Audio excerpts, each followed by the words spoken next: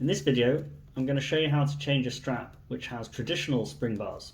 So traditional spring bars look like this, very simple, no lever, as opposed to a quick release spring bar that looks like this, which has the little lever on it that you can use.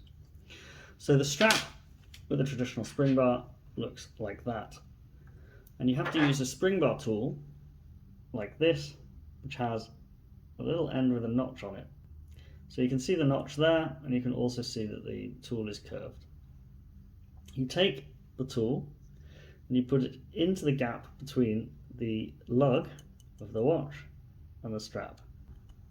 Onto the spring bar, push down, and out it comes.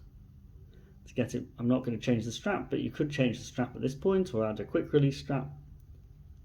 To get back in, you put the lug in, take your tool again, you push the spring bar, end of the spring bar down between the lugs, and it clips into place like so.